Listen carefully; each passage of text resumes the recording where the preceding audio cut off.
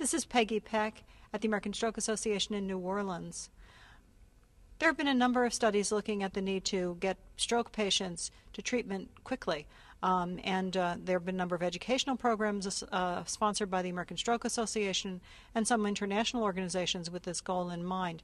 However, new data are emerging that suggest that patients may often seek rapid treatment but seek it in the wrong place.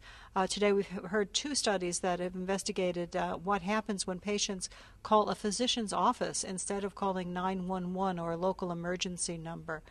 I'm here speaking with Dr. Brett Jarrell and Dr. Helen Dewy. Dr. Dewy, can you describe for us the situation in Australia? Well, our study was conducted in a northeastern region of metropolitan Melbourne, which has a population of about 3 million people in south-eastern Australia. And we recruited all patients within a 9-month period, which totalled 198 patients who had a diagnosis of TIA or stroke made in the emergency room of 3 hospitals servicing a particular region there in Melbourne. And we looked at the processes that occurred, the contacts and what actually happened from the time that the patient experienced their symptoms of stroke right through until they had their first medical assessment in the emergency room. And we looked at what the decision-making process was leading up to calling an ambulance, because all these patients were ultimately transported by ambulance. And what we found is that in about a third of cases, the patient, or more commonly the person with the patient, a relative or a bystander, called the ambulance as the first response. And that resulted in a very rapid transfer of the patient to hospital, facilitating acute assessment and care.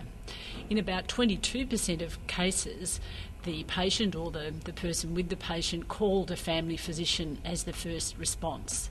And most concerningly, a very significant proportion of those doctors or the officers of the doctors made arrangements for a later assessment of the patient, leading to a very considerable delay in calling an ambulance, getting those patients to hospital, really putting them outside the time window for the current most effective acute stroke treatment. So really leading to the message that very important to be calling the emergency response number as the first response, but also highlighting a lack of understanding of the urgency of stroke at the family physician's practice, whether that be with the general practitioner themselves or their office staff who are fielding the call.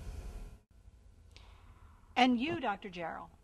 What we did is we took a internet phone database, and we called 126 phone numbers from general practitioner offices around the United States.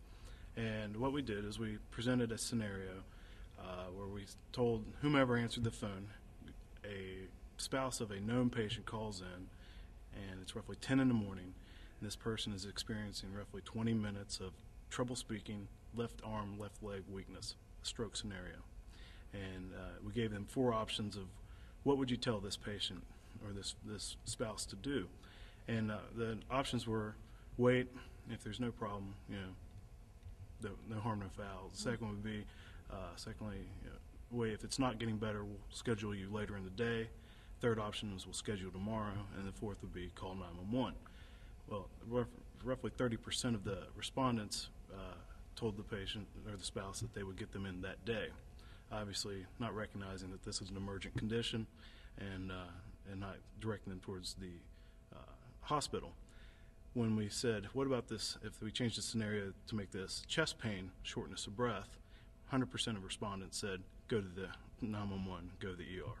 So significantly demonstrating people understand that chest pain is an emergent condition, life-threatening condition. Stroke hasn't made that connection in the minds of the layperson yet. But and when you said in the minds of the layperson, but you're talking to people working in a physician's office, and that's sort of not quite a layperson. Yeah, but most of these people don't have formal medical training. If it's clerical work, you're as likely to get a secretary or some phone service as you are, or a nurse or even the physician for that matter. So you can't assume by just calling a doctor's office that you're going to have someone that's going to be educated. So It's a leap of faith. that raises the issue, though, about when we've often talked about education campaigns in the United States, the American Stroke Association, a number of campaigns, brain attack and signs of stroke, and know this, and those are aimed at the lay public.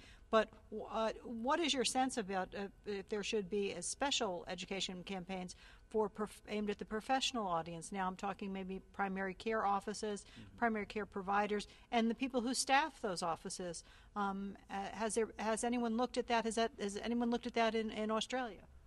We haven't looked at that specifically in Australia, but my view would be that there's really two responses required to these data. The first is improving the lay understanding of stroke and the connection to the urgency of the problem and the need to call 911 or the equivalent around the world. And that will surely educate the people who work in doctors' offices as well. But I think there is an onus on physicians to have staff that can professionally screen calls as to urgency, and clearly that can happen with the chest pain scenario very effectively, and there must be improvement to allow that to happen for stroke as well. So I think there's two aspects there. And Dr. Jarrell?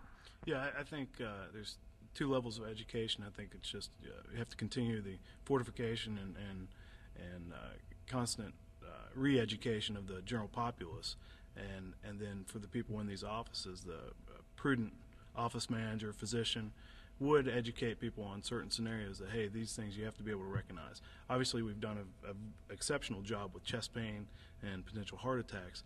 The same, hopefully, can be said with a little bit of work and some positive reinforcement with stroke scenarios. Do you think that that part of the problem in recognition in stroke is that the symptoms, the signs of stroke, are not perhaps as dramatic as the crushing pain in the chest that we've heard so often described? Certainly pain is a very uncommon symptom with stroke, so taking away that fear and urgency. I think stroke can be made very complex in how it's packaged, but we do know that if the very simple message that's encompassed in tools such as the FAST test, the weakness of the face, weakness of an arm, trouble with speech, does capture the very vast majority of patients with stroke who would be eligible for acute treatment. So my view very strongly is we have to craft a simple message about stroke as we have for heart attack, and really link that to the need to respond urgently by involving the 911 response.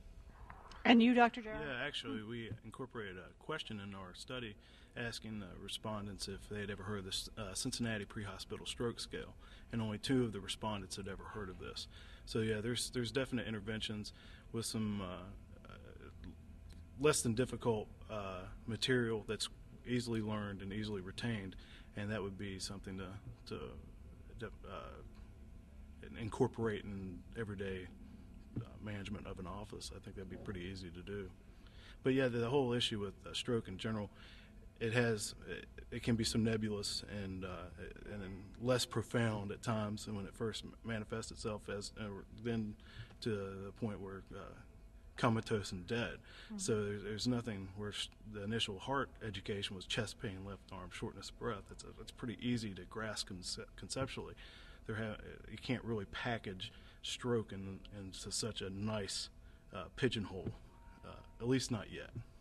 Thank you very much. I'm Peggy Peck, MedPage Today.